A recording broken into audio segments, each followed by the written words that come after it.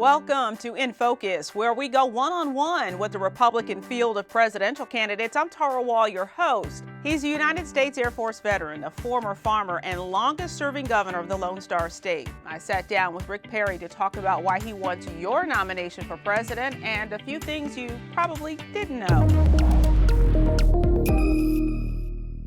And joining us on this episode of In Focus is Texas Governor Rick Perry. Thank you so much for joining us, Governor, for this edition of In Focus. All right, so usually we like to just dig in and get right to it. With the first question, I want to focus a little bit on your video you had on your website where you said it's time to do right and risk the consequences. Tell us how that relates to why you want to be president. Well, that was an old Sam Houston quote, a Texan of some gravity, a president of the Republic of Texas, a United States senator, and then the governor of Texas.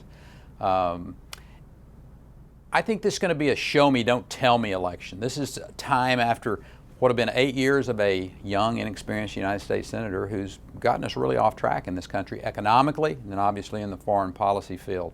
So it's going to be, what have you done? Don't just tell me what you do, but what have you done? And obviously, being the governor of the 12th largest economy in the world, from 2007 through 2014, we created 1.5 million jobs in the state of Texas, while the rest of the country lost 400,000 jobs. You know, as an individual who's worn the uniform of this country and been the commander-in-chief of the Texas National Guard, as we've dealt with hurricanes and the border crisis that we've had with Ebola, and then obviously seeing them sent off to combat regions in Afghanistan and Iraq that I visited with them a number of times there. That type of executive leadership is priceless.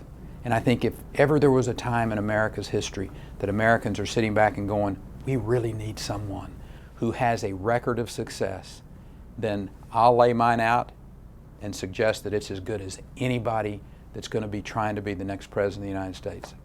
And you also mentioned a number of issues as well. You go from border security, education, healthcare reform. Among all of those issues, what would you say is the biggest concern facing our country right now? Yeah, and I think there are two things as I travel across the country that I hear. People are really concerned about the economy. Am I going to have a job? I mean, there's this real malaise that out there. People know that we're not doing anywhere near as well as what we can be. And then when they turn on their TVs and they see ISIS and they see the attacks on American soil, what happened in Tennessee, what happened in Texas, and they become very concerned about their security. They know that our southern border is not secure. So it's those two things, and working in concert, because frankly, we have the smallest military we've had since, or the Army, since 1940. People are really concerned about their security, not just at home, but also abroad, and they see what's going on. So those two things are inextricably intertwined. You cannot build a military back up unless you have an economic rebirth, if you will, growth in this country, and that's how it's going to happen. You're going to have to cut spending. Anybody that says you can't do it without cutting spending is just not telling you the truth. I know. I had to deal with cutting spending as the governor of that 12th largest economy in the world, and I did it a number of times, and the response from the people of the state of Texas was, you know, we believe in you. We believe that your regulatory climate is going to be one that's predictable, and we're going to grow and we're going to risk capital. And that's what we did. We went from a $10 billion shortfall in our budget in 2003 to 2 years later having an $8 billion surplus. We can do this in America. I mean, we did it before 1979. We saw a president who was hollowing out our military, had put America on a crash course from the standpoint of not being able to economically grow. Our people were hostage in Iran.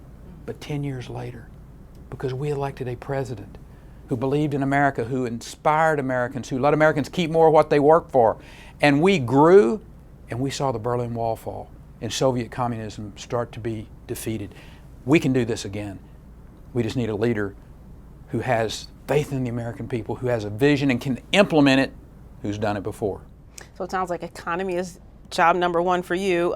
You also, on your website, you have 3 words that essentially describe you: farmer, veteran, governor. In that order. A lot of people may or may not know about your background. I guess the biggest thing is that might be a lot of folks might be curious about is your background as a Republican. Talk to us a little bit about why or how you became a Republican. Well, it goes all the way back to that dryland cotton farm I grew up on, in a house that didn't have running water. I mean, my parents were tenant farmers, and I grew up in that very, very, 16 miles from the closest place that had a post office in rural West Texas.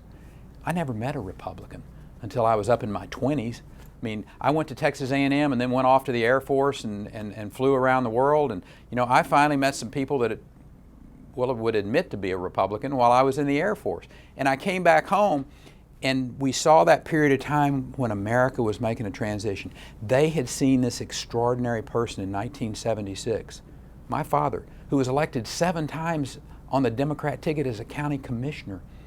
He was really taken by Ronald Reagan. He really liked Ronald Reagan. And in the early 80s, he and I, sitting there at the table as we were getting ready to do our chores around the farm, we were talking about Ronald Reagan's belief system really fit our belief system.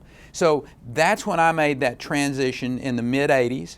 And in 1989, I made the switch to the Republican Party. I'd been elected as a Democrat, just as Reagan had been elected as Democrat, just as Phil Gramm had been elected as Democrat. I was elected as a Democrat to the State House. I made both political parties incredibly happy the day I switched parties from the Democrat to the Republican Party in 1989. And that might apply to our next question, which is, who would you say had the greatest influence on your life professionally? Well, professionally, you got to remember, the one thing I was trained for in my entire life professionally was to be a pilot. And I had a young captain. His name is Terry Skodak. I still remember him today, still keep up with him. In T-38s, he taught me to be this very focused, disciplined individual. Flying supersonic trainers is not for the weak at heart. It's not for people who don't have that ability to really calculate, think on their feet, make split-second decisions. He taught me how to really be focused and disciplined. And I will always be beholding to that young captain who took this even younger lieutenant and trained him to be a highly professional pilot. Those lessons about focus, about discipline, served me well through the rest of my life. Okay, and now tell us a little about, or tell me something that no one knows about you, or most people don't know about you. Lighten it up a little bit. Well, you know, it's really interesting. Most people know, having been the governor of the 12th largest economy in the world for the last 14 years, you know, what a great job Texas did on job creation. 1.5 million jobs that were created while the rest of the country lost 400,000. We talked about the great progress that Texas made in education. We went to, if you're African American or Hispanic, you live in the state that has the #1 high school graduation rate. I mean, it's just incredible gains. And most people know that. I try to remind folks of that on a regular basis. But, you know, in a personal way, oh, here's something. I'll bet there's not a handful of people that know that I got baptized in the same creek that Sam Houston got baptized in the 1850s. Wow. That is something that's a pretty small piece of trivia. All right. Well, thank you so much, Governor, for joining us on this edition of In Focus, and we wish you lots of luck out there on the campaign trail. God bless you. I'm Tara Wall. Thank you for watching In Focus. You can check out the series at GOP.com.